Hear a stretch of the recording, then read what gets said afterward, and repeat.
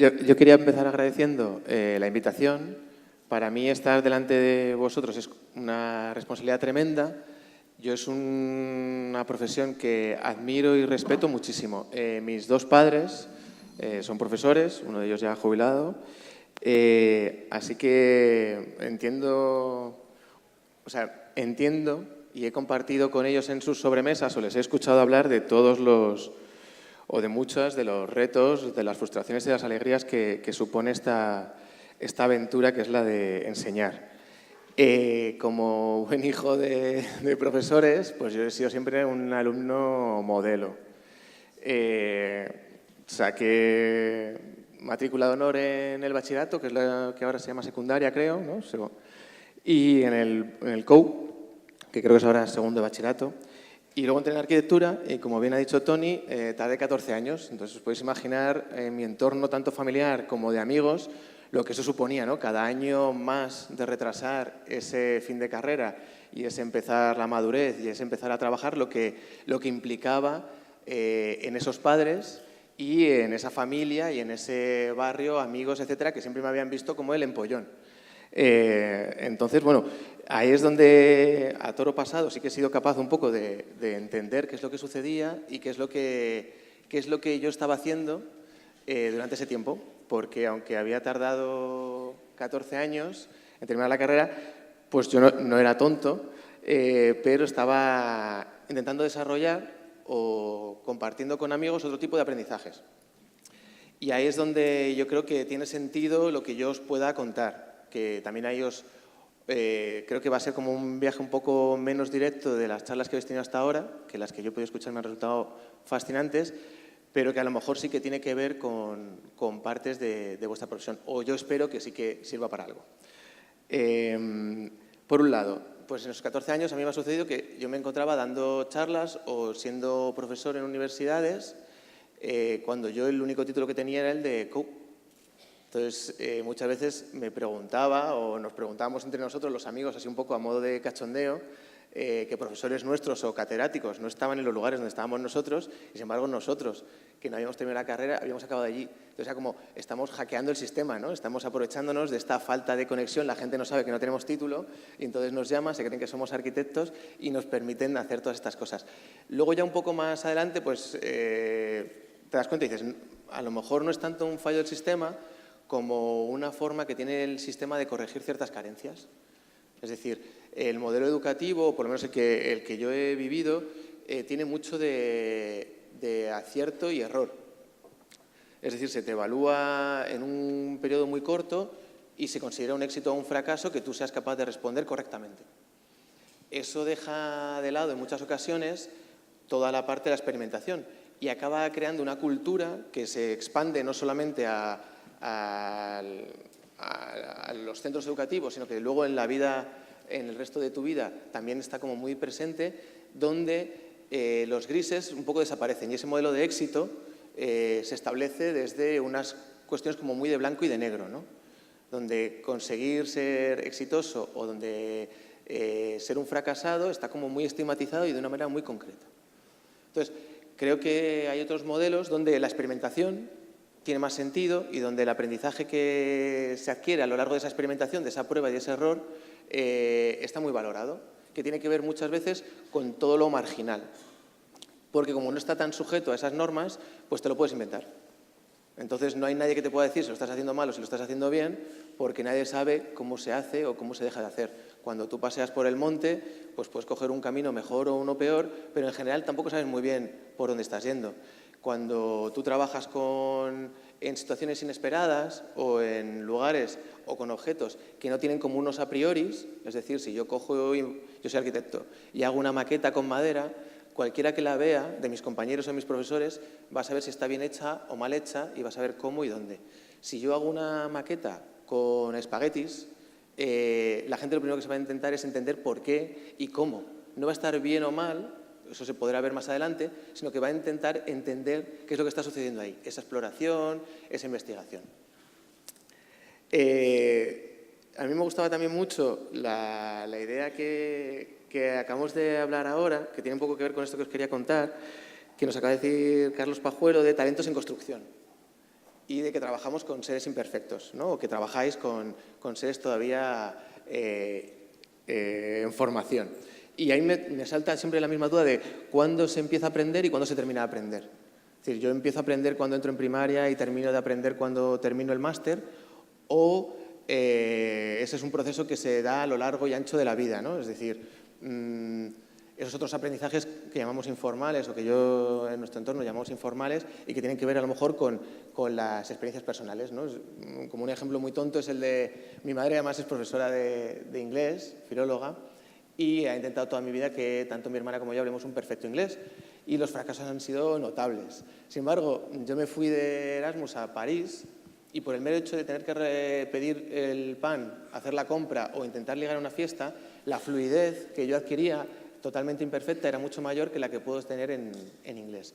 Esto no quiere decir que los aprendizajes informales sean mejores que los formales, ni al revés, sino que son complementarios. Es decir, el forzarte a un experimentar, a un error y a que ese error aún así puede ser un éxito porque he conseguido transmitir lo que quería, aunque lo haya hecho con una gramática pésima o con una acentuación imperfecta, me ha permitido llegar a un lugar. Mientras que el aprendizaje más formal, donde yo puedo consolidar y estructurar ese tipo de capacidades, me permite también luego ponerlas en práctica de otra manera. En este sentido, y un poco recogiendo estos aspectos, quería comentaros pues, que, bueno, yo lo que me dediqué a hacer con mis amigos fue Basurama, que en principio nació como un deseo de huir de la universidad, que nos había parecido como un instituto, pero para mayores, donde teníamos como unos horarios de entrada, te pasaban lista, y todo ese otro entorno que yo había escuchado a mis padres sobre el lugar donde te conectas con otras personas, tienes sinergias, aprendes, etcétera, había desaparecido, o yo no lo veía. Y huyendo de ese modelo de aprendizaje que nos parecía como muy claustrofóbico, empezamos a montar cosas distintas, y entre ellas este festival, sin saber en lo que podría convertirse luego. Basurama tiene la palabra basura y la palabra ama. Por un lado es como una visión panorámica de la basura y por otro lado también tiene que ver con la palabra amor, que es amor hacia la basura. Y ahí me vuelvo a atar un poco a lo que decía en la conversación anterior sobre lo que es la realidad.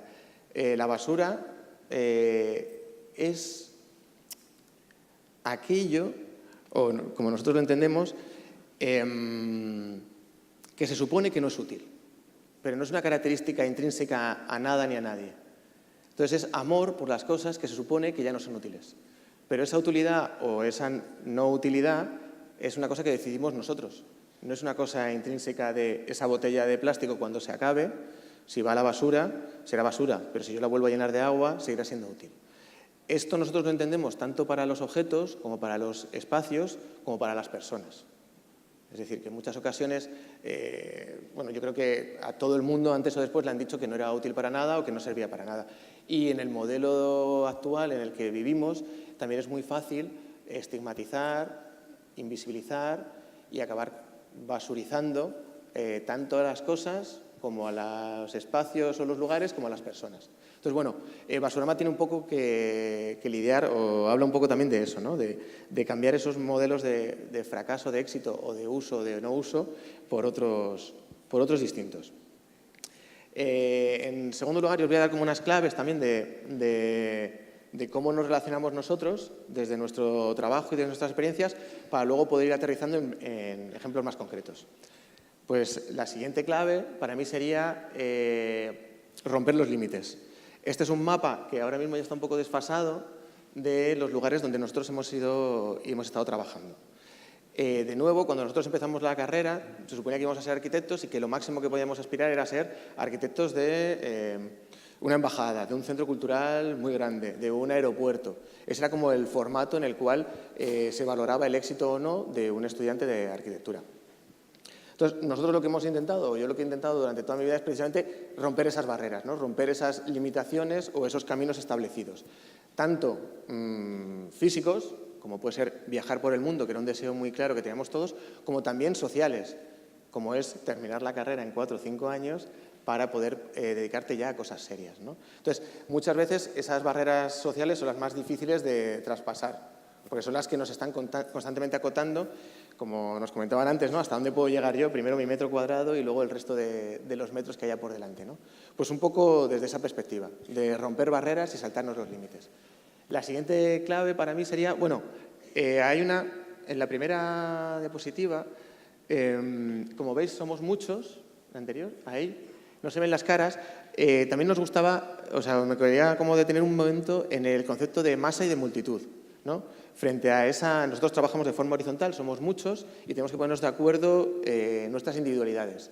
Como ese concepto de multitud donde tú lo que haces es sumas a muchos individuos que comparten unos valores comunes y en sus aristas es donde está el valor del conjunto. Es decir, en lo que te hace a ti especial es lo que a mí me permite crecer.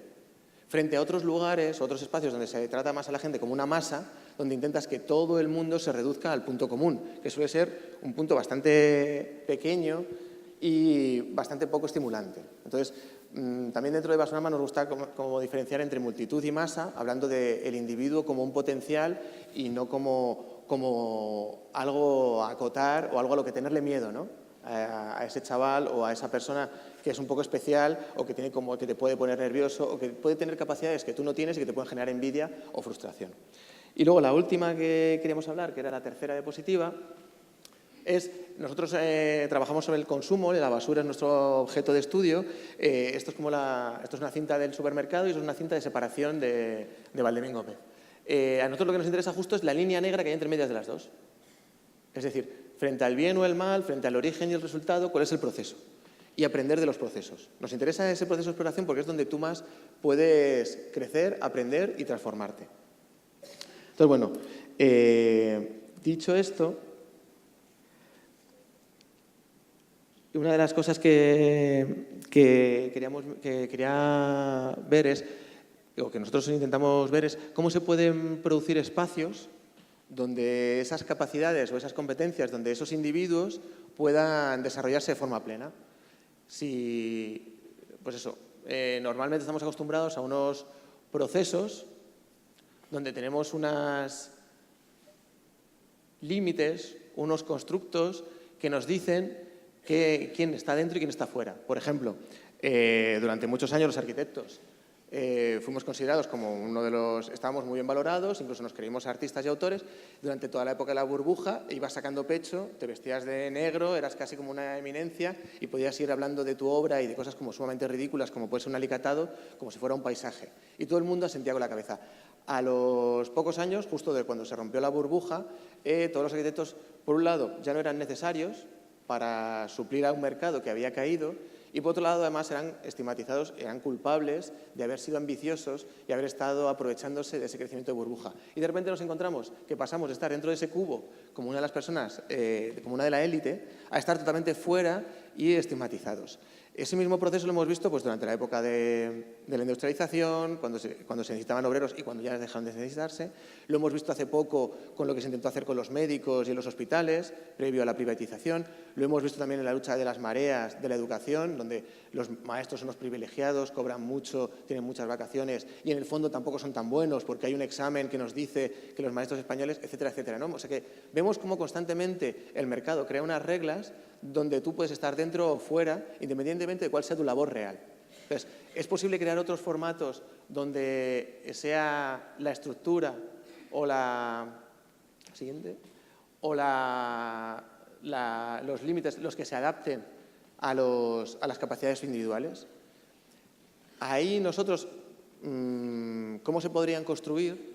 Nosotros lo que hemos visto es que la cultura y el arte nos permiten crear esos estados de excepción. Es decir, lo mismo que cuando nieva, de repente toda la calle se queda en blanco y ya no hay un sitio para peatones, uno para coches y uno para el parking, de repente tú puedes usar la calle como quieras porque todos los límites se han borrado. La cultura en muchas ocasiones te permite también hacer un borrón y cuenta nueva y cambiar las reglas del juego. Por ejemplo, esto es nuestra escuela de arquitectura, llenarla de basura y hacer una jam session de construcción durante un día. De repente, todas las reglas, lo que antes se supone que era basura, ahora es un bien preciado para cualquier participante. Lo que antes era ruido, ahora se convierte en algo necesario para poder construir y el nivel de tolerancia cambia y la flexibilidad de las personas también se adapta. O llenar, esta es la Plaza del 2 de Mayo en Madrid, una de las plazas más céntricas, llenarla de pelotas de playa de estas enormes, y entonces lo que antes era un lugar de estancia con una escultura en el medio, pues otra, de repente se convierte en una batalla campal, donde la gente empieza como a probar y a utilizar las pelotas un poco, a jugar un poco con ellas. Lo más inmediato es lanzársela a otro. Cuando se lanzas a otro, lo más normal es que acabes atizándole a alguien en la cabeza, que se da la vuelta, te tira otra y se convierte en un campo de juego, donde las personas empiezan a expresarse y a vivir de una forma distinta. Siguiente.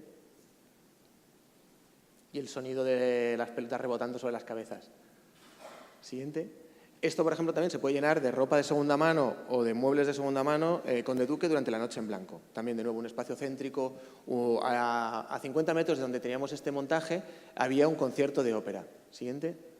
La gente fue cogiendo estas montañas de segunda mano, probando, y acabó, pues, por un lado, disfrazándose. Dentro del disfraz acababan empujándose, acababan cayendo unos encima de otros dentro de todas estas montañas de ropa, se ataban las ropas unos a otros y acababan haciendo unas hileras enormes que iban utilizando para saltar a la comba. Entonces, se convirtió de repente en un patio de recreo, una escultura o un espacio como cultural muy elevado, cambió radicalmente la forma de relacionarse nosotros, ¿no? También decíamos, se puede hacer como grandes gestos, pero también hay veces pequeños gestos que rompen la cotidianidad, como puede ser colgar simplemente unos columpios, en este caso es en Sao Paulo, en una de las viradas de allí de... Entonces hay a veces como estos pequeños gestos hacen que un montón de gente que nunca había pasado por ese lugar no solamente pase, sino que haga cola para poder disfrutar de ese momento de ingravidez, ¿no? Lo digo porque cuando hablamos de crear espacios de excepción a veces parece como que es una montaña infinita, súper difícil de transformar nuestro día a día, y a veces son simplemente pequeños gestos los que ya cambian tu forma de enfrentarte a esa rutina, ¿no?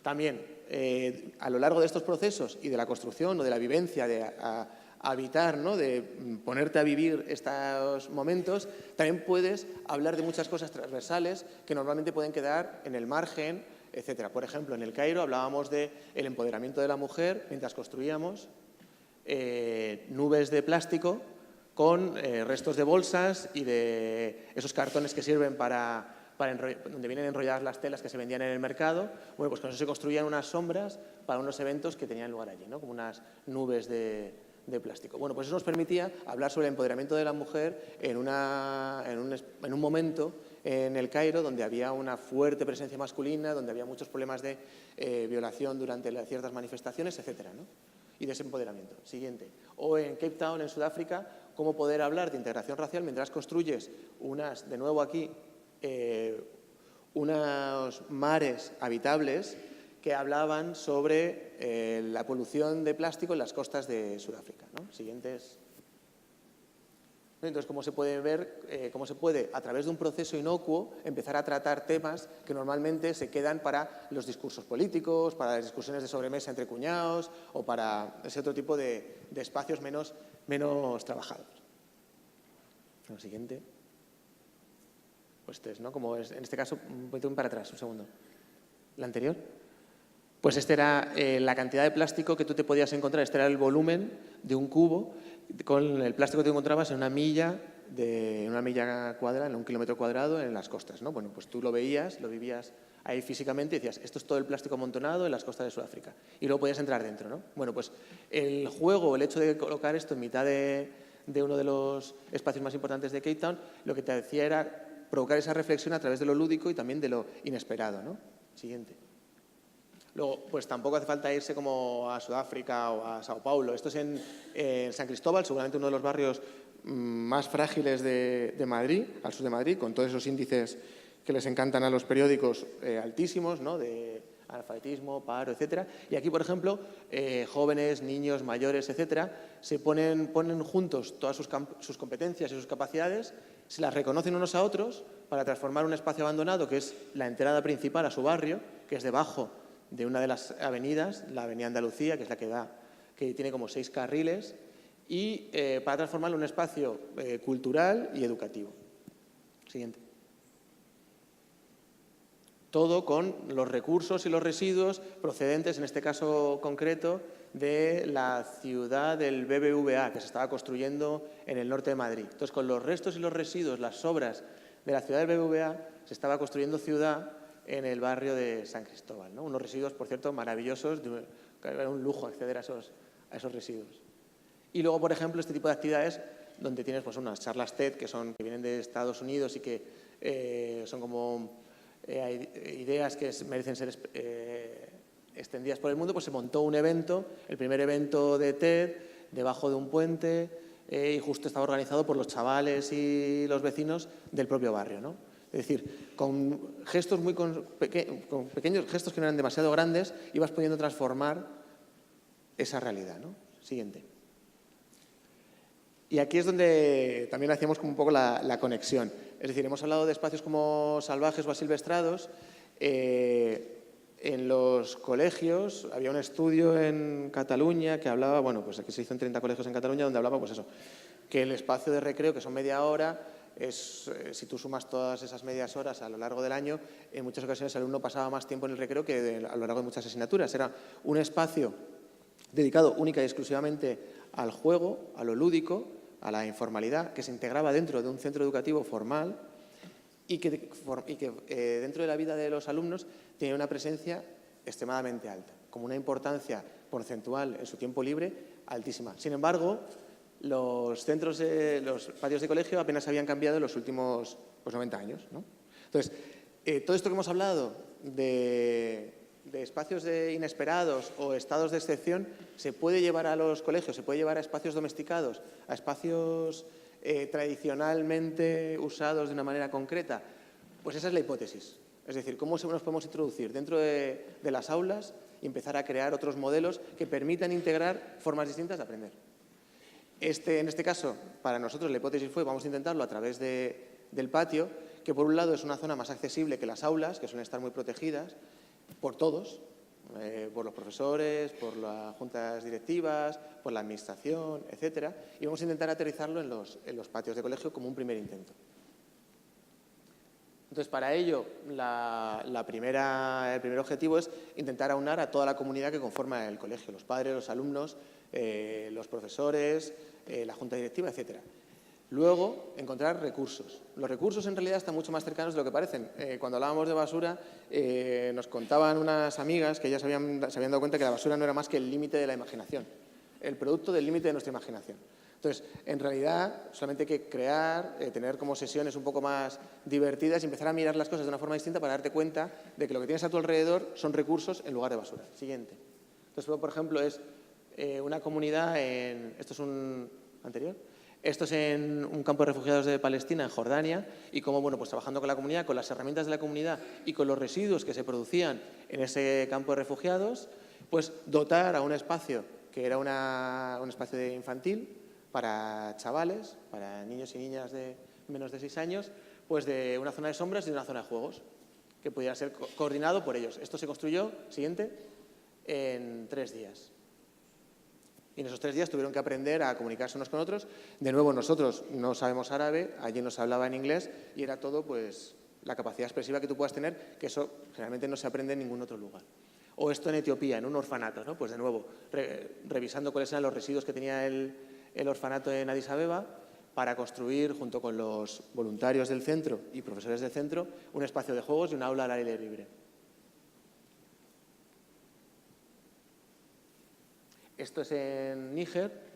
De nuevo, pues este era un proceso de formación, así que en vez de estar 5 días o una semana, estuvimos 15 días trabajando desde el ensayo y el error y la experimentación con los materiales más típicos de allí. Pues en este caso los bidones que veis ahí amarillos, los palets que se encuentran por todo el mundo y los neumáticos, que es el residuo universal. Entonces, de nuevo, pues tú puedes ver cómo se empieza a trabajar otro tipo de empoderamientos, otro tipo de aprendizajes, a poner en valor técnicas locales para reutilizar bolsas y convertirlas en cuerdas. Siguiente. Y al final de acabar transformando un espacio donde se quemaban residuos en el primer parque al aire libre de todo Níger, porque hasta ese momento todos los parques de juego pues eran privados y tenías que pagar para acceder o para columpiarte. Siguiente. Esto ya es en Madrid.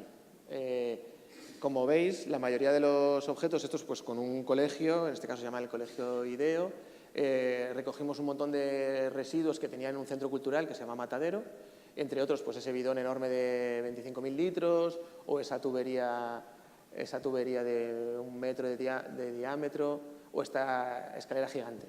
O los restos del FOAN de otras cosas. Entonces, bueno, estuvimos durante varias sesiones, durante varios meses, pues aprendiendo a cambiar la mirada, a experimentar para qué podían servir, con alumnos, con profesores, etcétera.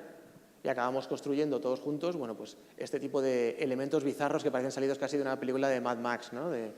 A ser quién se mete ahí, ¿no? Bueno, pues al final todo el mundo se mete ahí. De nuevo, no están homologados, no es un juego que tú entres y sepas lo que va a suceder una vez que has entrado.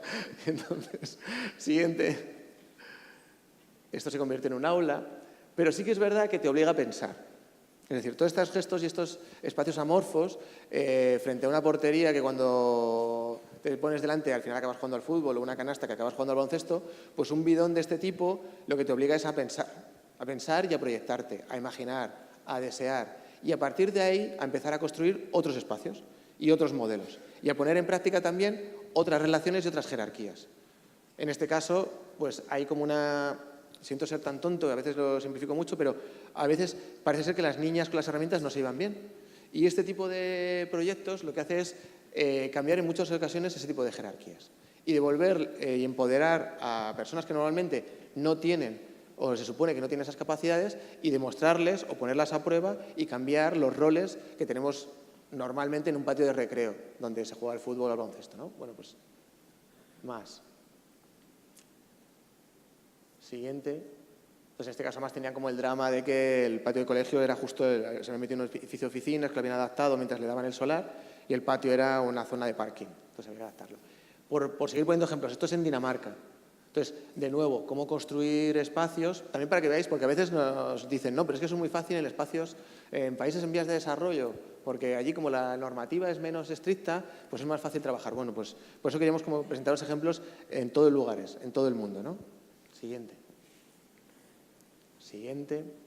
Pues bueno, aquí lo que vais a ver son como un montón de ejemplos de formatos distintos donde reutilizando en este caso unas infraestructuras de una industria que se iba a derribar, pues recortando los metales y colocándolos de una forma distinta, se convirtió en una zona de juegos y en un aula también para al aire libre. Esto es creo que es Guinea Ecuatorial, a lo mejor me equivoco. Siguiente. O en Lima, ¿no? Con los residuos de los coches, pues reutilizar un espacio abandonado que era lo que se suponía que iba a ser el primer vía de metro de transporte público de la ciudad de Lima, se quedó parada por falta de presupuesto y bueno, pues con los vecinos y demás se reutilizó y se transformó en un parque de juegos. De nuevo, lo que te permite también trabajar con residuos es que no hay una cosa que esté bien hecha o una cosa que está mal hecha, sino que te la tienes que inventar a lo largo del proceso. Experimentar, aprender, ver tú si está bien o está mal, compartirlo con los otros. Ese toro loco que veis allí lo construyeron unos grafiteros. Es decir, poner a gente que se supone que es especialista en el dibujo a construir con neumáticos, de repente te devuelve unas piezas inimaginables, ¿no? Siguiente. Esto también es con otros chavales en el colegio, cómo construir una zona, siguiente, de estancia y siguiente, y de plantación para el huerto, donde guardar los elementos que tenían, las herramientas y demás, para un huerto que tenían ahí al lado. Esto también es dentro de un cole. Seguimos. Esto es en Taiwán, en Taipei, con los restos de los tifones, trabajando en este caso, con una guardería. Y transformar los bidones de agua que habían sido arrasados por los vientos y las lluvias en un espacio de juego, justo enfrente de una guardería que lo único que tenía era esa explanada. Seguimos. En este caso también en Taipei lo que utilizamos fue los postes de farolas para acabar reutilizando ese espacio y convertirlo también en una zona de juego, de estancia, de descanso, etc. En el fondo, cuando hablamos de lugares y de crear espacios inesperados o disruptivos que nos permitan pensar de otra manera, es algo tan sencillo también como muchas veces como esto, ¿no? O sea que aquí os he contado como unas experiencias muy vastas, muy por todos los lugares del mundo, a veces como también para justificar un poco por qué estoy aquí, ¿no? Pero a veces es algo tan sencillo como esto, es como un descampado. O sea, yo soy de los 80 y me he criado en los descampados de Madrid y es algo que echo mucho de menos ahora, ¿no? Esos espacios de libertad absoluta donde tú puedes ir a hacer lo que quisieras, ¿no? a probar el fuego por primera vez y a quemar lo que fuera, o hasta investigar qué cosas, qué paraísos se encontraban allí, ¿no? Desde las hormigas a los escarabajos, etcétera, ¿no? Entonces, bueno, que también esto para decir que los espacios de experimentación no están tan lejos, que a veces te ves abrumado por necesito unas farolas, alguien que suelde, un presupuesto de la hostia para acabar acá construyendo en el patio, pues mira, lo dejo. Y a veces no, a veces es mucho más sencillo que todo eso. Pero sí que está bien tener como esas aspiraciones que te van como obligando a dar los pasos para poder incorporarlos de otra manera. Y esto, bueno, pues es un ejemplo de cómo se podría introducir en los patios de colegio, pero en el fondo lo que nosotros estamos experimentando ahora es cómo se puede empapar el centro entero de otros modelos. Es decir, no es solamente la transformación del patio, es el modelo educativo, es el que tiene que estar presente a la hora de crear estos espacios. Porque no es suministrar un lugar de juego, que para eso ya hay un montón de empresas que lo van a hacer muy bien, sino es entre todos poder crear, a partir de ese modelo pedagógico, nuevas formas de interactuar o de darle salida a esos espacios, ¿no? Y de crear espacios donde las capacidades o las mejores versiones de cada uno de nosotros y de los alumnos puedan tener un lugar, se puedan llevar a cabo, ¿vale? Puedan estar presentes. Y por mi parte eso es todo. A mí me gustaría que convirtiéramos esto en una conversación para que no se quede como en ese plano, ¿no? Bien. Mira, me ha encantado no solo lo que has dicho, sino lo que he visto. Y me ha venido a la cabeza cuando estabas exponiendo todo esto, cuando has dicho que los espacios se les puede dar una nueva vida y espacios que se habían olvidado con un pequeño gesto. Y no me parece un pequeño gesto, hay mucho ahí detrás de haber pensado, imaginado de qué manera eso se podría, digamos, volver a hacer un espacio vivo, ¿no? Entonces, fíjate que he pensado en las aulas que tenemos. No sé si conocen las aulas, bueno, imagino que hay muchas más, pero en Extremadura tenemos mesas grandísimas ancladas al suelo. El profesor tiene otra mesa que está atornillada al suelo. Y me ha venido la imagen del profesor Keating en el Club de los Poetas Muertos, cuando se sube a la mesa y dice: me he subido a la mesa para recordarme a mí mismo que debemos mirar las cosas constantemente de una manera diferente. El mundo se ve distinto desde aquí arriba.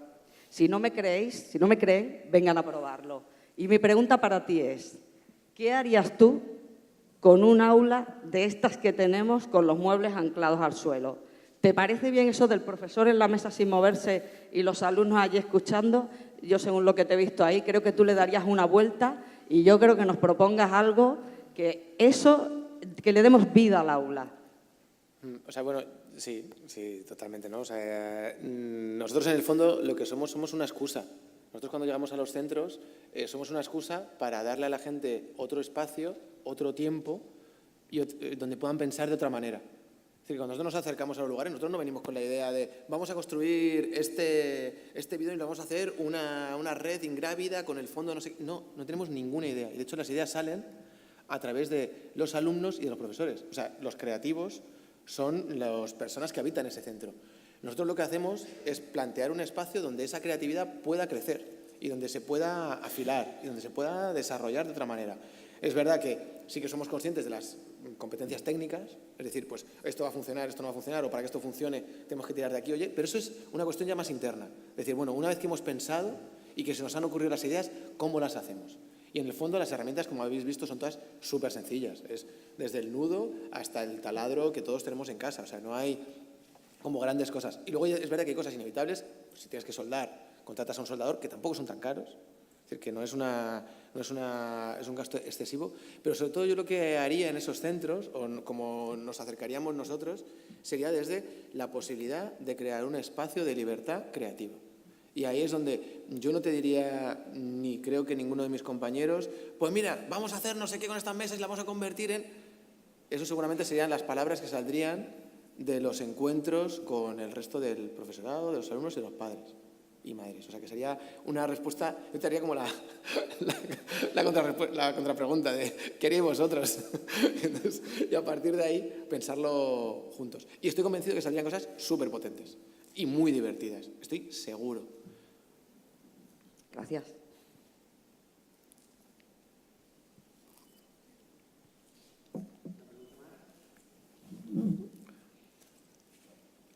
mí me hace mucha gracia porque no habéis preguntado ninguno sobre... ya, bueno, pero esto luego a nivel de permisos, de homologación, etcétera, ¿cómo se resuelve? Porque claro, yo lo quiero hacer en mi cole, pero claro, me van a decir, esto no está homologado, esto no... Sí. Exacto. Nosotros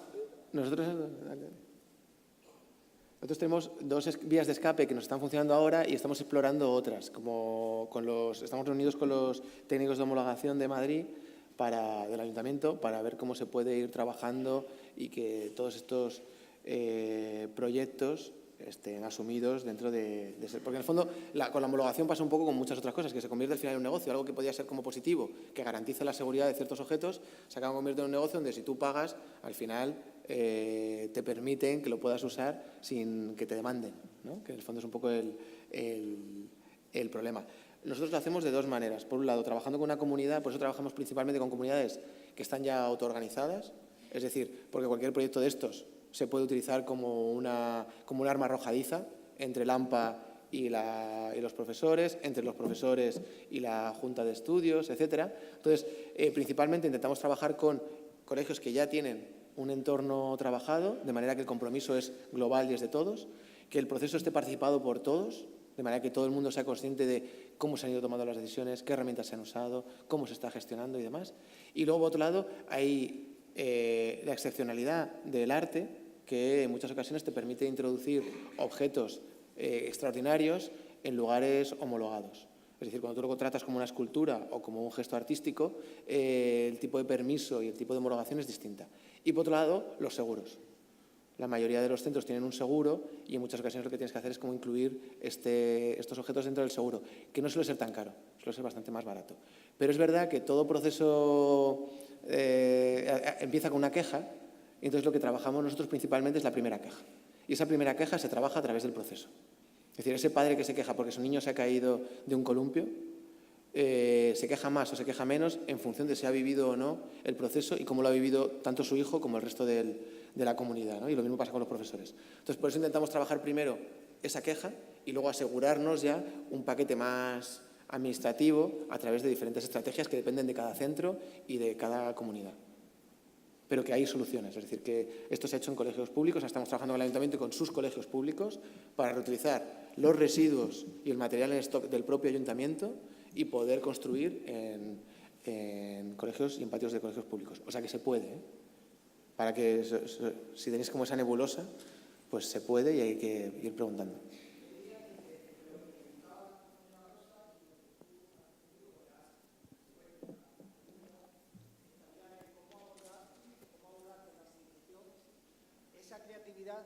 Esa creatividad, cómo abordar con la Administración esa creatividad que surgiría de la comunidad, apoyada por grupos como vosotros que tenéis la idea y daríais herramientas, y hacer ver a la Administración que eso puede ser positivo para el proceso educativo, a veces para lo más evidente, que lo ve todo el mundo, se tardan 4 años en modificar un decreto, estoy pensando en uno concreto. Sí, para esto que requiere algo totalmente nuevo, novedoso y que requiere de imaginación por parte de la Administración, que no digo que no haya quien la tenga, seguro que si se busca la habrá. ¿Cómo crees tú que, o sea, cómo habéis, en algún caso concreto en el que os hayáis encontrado y que habéis encontrado esa dificultad, pero la habéis rodeado, la habéis, digamos que, encontrar una solución dándole un poquito de vueltas, ¿no? A ver pues cómo. Nosotros somos muy fans del diálogo. Es decir, una de las cosas que hicimos también en Madrid, cuando empezamos con todos estos proyectos que eran totalmente informales y donde era la fuerza de la comunidad la que nos permitía enfrentarnos a los procesos administrativos, es decir, y tu administración ahora vas a tirar todo esto que está hecho por todos estos vecinos, que ha salido en prensa y que además tenemos a estas fundaciones detrás. Entonces, de repente la administración se convertía en algo mucho más flexible de lo que parecía. Entonces, frente a ese modelo que es un poco más de aquí estoy yo, lo que hemos ido construyendo son espacios de diálogo con la Administración. Es decir, dentro de la Administración, como tú dices, hay gente que está deseando, los propios técnicos de homologación están hartos de homologar, Es decir, habría que hacer menos leyes de homologación en lugar de seguir homologando, ¿no? Es decir, o sea, devolverlo un poco al sentido común. Entonces, esos espacios de diálogo, crearlos, espacios donde toda la gente, de nuevo, podamos encontrarnos, no desde la crítica, desde estoy harto porque tú como administración, lo que os pasa un poco a vosotros con los padres en muchas ocasiones, ¿no? Que solamente vienen a echaros en cara algo, a protestar o a cosas de ese tipo, pues a la administración le pasa lo mismo. Cada vez que se encuentra con un vecino, el vecino lo que hace es echarle en cara lo que hace. Construir otro tipo de espacios de diálogo donde la administración también pueda entender y vivir estos procesos. Porque luego les fascina, porque tienen la misma necesidad de salir de su rutina que tenemos todos. Y cuando superan el miedo a salir de esa rutina, a adentrarse en lo inesperado, ahí, si les has recibido bien y les has tratado bien, no como estos interinos que comentabais antes, ¿no? Que llego y no me ha recibido nadie, me han dado un horario y ahora, vete para clase. Sino que tú los recibes y les invitas a ese espacio de incertidumbre, con tranquilidad y demás, pues ahí sí te encuentras con que las voluntades cambian. Y teniendo exactamente las mismas reglas, las mismas leyes y los mismos procesos administrativos, las cosas son posibles. Porque en muchas ocasiones depende más de quién la interpreta que de la ley o la regla en sí misma. Otro grupo. Una cosita, antes de la pregunta. Cuando acabemos esta charla, podéis pasar, bueno, va a haber un descanso para tomar un café abajo, pero aprovechad también para firmar la mañana y quien necesite un justificante de asistencia también lo recoja. Y luego, después del café, tendremos un proyecto y la última ponencia y luego ya podéis coger los certificados, ¿de acuerdo? Gracias. Buenos días. Muchas gracias por la presentación, me ha gustado mucho. Yo también soy titulada arquitecta y la verdad es que cuando llegué al instituto, es mi primer año, llevo unos meses trabajando solo, soy interina, y cuando llegué al instituto, el patio del recreo en el que estoy trabajando es prácticamente una pista de baloncesto y muy pequeño, el resto del espacio está ocupado por los chavales que están de pie apoyados en la pared. Apenas queda espacio para hacer cualquier cosa y los niños de primero que no pueden jugar porque lo tienen los mayores en la pista, la única pista que hay, pues están todo el rato quietos cuando necesitan hacer ejercicios. Y dentro de este problema me planteaba en muchas ocasiones, digo, pues soy de educación plástica y visual, digo, hacer alguna actividad en la que convierta ese espacio en algo más dinámico y en el que haya diferentes núcleos de actividades. De tal manera que no solamente haya una pista de juego, sino que haya todo un patio para que puedan jugar. Pero claro, llevo unos meses trabajando y no entiendo todavía cómo lo podría gestionar para poder llevarlo. Creo que tiene que ser algo más desde la administración, como estabais diciendo, que desde un punto individual de la última persona que ha llegado al centro. Sí, hombre, tú tienes un reto enorme. Hay una cosa que sucede mucho, que es como una trampa que tienen los propios centros. Por ejemplo, yo recuerdo cuando fuimos al colegio que tenía el bidón enorme, ¿no? Que ellos nos necesitaban de verdad porque como estaban en un parking, pues ni siquiera tenían la cancha de baloncesto. Pero querían una cancha de baloncesto a la altura de las profesionales, con el aro de los profesionales, y cuando hablábamos de hacer una pista de ping-pong, hablaban lo mismo. La pista de ping-pong que te compras en el IKEA, que es perfecta, que tiene las líneas, que no sé qué, dices, ¿pero de aquí van a salir campeones olímpicos de ping-pong o de baloncesto? ¿O el juego es una excusa para que los chavales se relacionen de otra manera? Entonces, romper también con esa especie de homologación, estandarización de profesional, que en el fondo muchas veces bloquea los procesos participativos y la efusividad y la creatividad que supone que tiene que ponerse en juego en el patio. Nosotros, cuando empezamos con Basurama, empezamos en la Escuela de Arquitectura, que no hay algo más rancio que la Escuela de Arquitectura de Madrid, la ETSAN, que se creen además que somos los mejores del mundo, que somos los mejores alumnos, los mejores profesores, etcétera, ¿no? De hecho, había un fanzine que se llamaba, de unos alumnos muy cachondos, que se llamaba MEAME, mejor escuela de arquitectura del mundo entero, ¿no? Y entonces, ahí lo que hicimos fue apoyarnos en los descontentos y empezar a crear como espacios de expresividad distintos. Yo no sé cómo es tu centro ni cómo funciona y entiendo que son unos retos muy difíciles, especialmente cuando eres solamente una persona. Pero empezar a tejer vínculos, y especialmente dentro de plástica, hay como una especie de vacío desde administrativo que te permite decir que plástica es cualquier cosa, como el arte o la cultura, ¿no? Más o menos, no sé cómo es exactamente en los coles, ¿no? Pero que la experiencia artística puede ser, pues salir a la calle, La pintura, por ejemplo, es un elemento que no es difícil de trabajar y, sin embargo, transforma todo mucho. Entiendo también que luego te dicen, sí, pero esto se pinta y luego que lo quita. Bueno, pues hay muchas maneras de pintar, con tizas, con... Yo creo que lo importante es empezar, de alguna manera, creando espacios de excepción. Cuidarlos mucho para que esos espacios dejen a todo el mundo satisfecho. Una de las cosas también que nosotros nos peleamos mucho con, igual que nos peleamos con los arquitectos, nos peleamos también con los trabajadores sociales y con los profes. Porque muchas veces dicen, no, hacemos un mural. ¿Y cómo es el mural? Pues pongo las manos en pintura y en el muro. Mural. Pero claro, a los 3 días, nadie que ha puesto su mano ahí va a hacerse una foto en un selfie con el mural de manos. Entonces, también si puedes incorporar a gente que sea profesional en lo suyo, igual que un proceso participativo te lo hace mejor expertos en participación y en mediación, igual que un proceso educativo te lo hacen mejor expertos en pedagogías, etcétera, un proceso artístico también te lo hace mejor unos expertos en ese tipo de procesos. Entonces, ir incorporando calidad y excelencia a los procesos más ridículos, aunque te parezcan muy ridículos. Nosotros pudimos meternos en el puente porque hablamos con unos grafiteros que son mega conocidos y que trabajan por todo el mundo y los conseguimos involucrar en el proyecto. Entonces, cuando hicieron ese primer mural, esa primera pintura, todo el mundo iba ahí a hacerse fotos y la administración se quedó tranquila viendo que no éramos unos locos y a partir de ahí fuimos poco a poco arañando autonomía y consolidando un modelo que hasta ese momento se le tenía miedo. Entonces, de nuevo, yo no tengo ninguna respuesta para casos concretos, pero nuestra forma de enfrentarnos ha sido siempre desde lo lúdico y, a ser posible, suena un poco feo, pero creo que tiene un poco que ver, que es la excelencia en el resultado, que tiene que ir acompañado de un proceso muy cuidado. Es decir, que el resultado justifica un proceso. Un resultado por sí mismo, si no hay un proceso detrás, no empapa, ¿no? Pero un proceso que termina en un resultado flojo, pues acaba haciendo que la gente se destense, ¿no? Se frustre un poquito. De nuevo, por esta cultura también que tenemos del éxito y del fracaso tan marcada, ¿no? No sé si te ha servido de algo.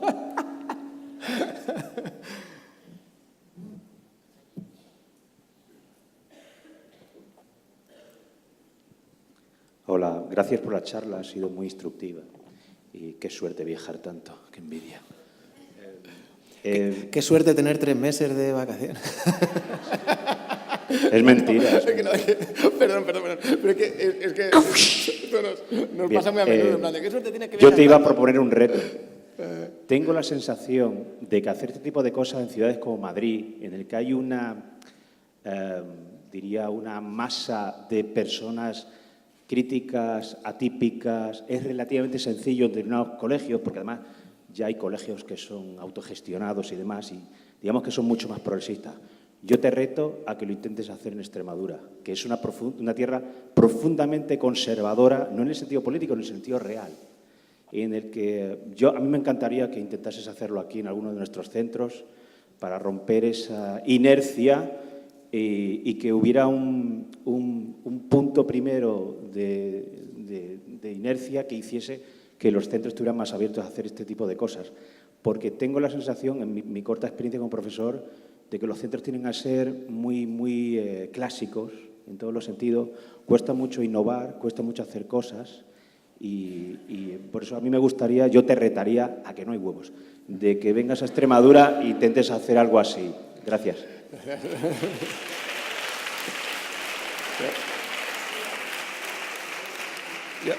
Yo ahí os diría que mi sensación desde fuera es que pero a lo mejor es una de estas falacias que me he tragado, pero que la sensación es que los modelos pedagógicos en Extremadura son brutales. O sea, a mí todo lo que me llega, que a lo mejor está muy condicionado por los canales de los que me llegan, es que hay como muchas experiencias muy innovadoras y positivas en Extremadura. Entiendo que debe ser también que yo me he juntado con gente, como decía antes, como muy motivada, que a lo mejor ha tenido como esa visión, pero para mí es un reto que aceptamos gustosamente y que, de nuevo, yo creo que es un reto a devolver. Es decir, nosotros cuando empezamos con Basurama empezamos en Madrid y nos decían, es que es muy fácil hacer esto en Madrid porque en Madrid los residuos que produce son de mucha calidad. Esto en países pobres no lo hacéis. Entonces, de repente nos fuimos por toda Latinoamérica y por África y lo seguíamos haciendo. Y nos decían, es que es muy fácil hacerlo en Latinoamérica y en África porque, claro, como ahí todo es informal y todo el mundo está acostumbrado a vivir entre basura, estoy hablando de conversaciones reales, así de llanas.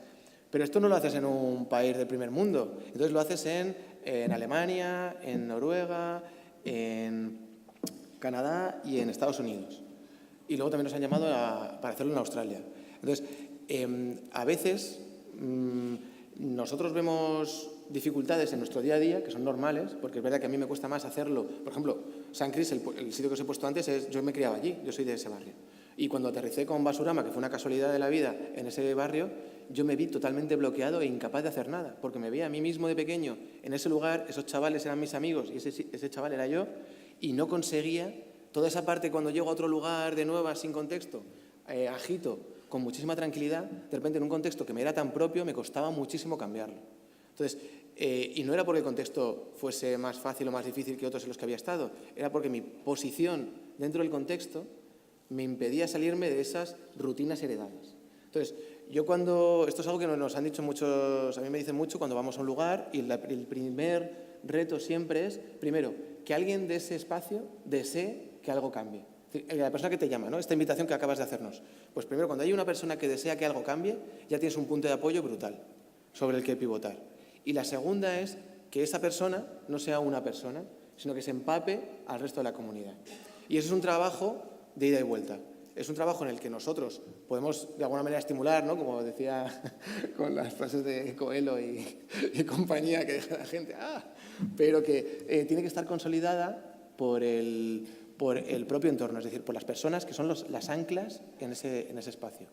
Entonces, de nuevo, como siempre, es un tuya mía, ¿no? Es decir, yo voy, pero ahí tiene que haber alguien que me reciba y que me reciba de una manera feliz y alegre, con los retos, es decir, no infantil. O sea, ya sabemos que todos son problemas y que son muchas dificultades y hay muchísimas resistencias, pero la persona tiene que estar estimulada.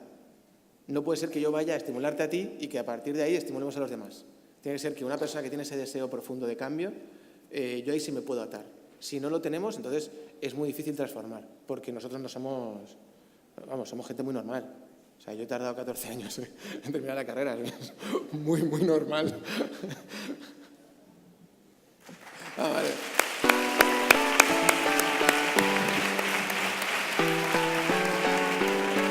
Muchas gracias.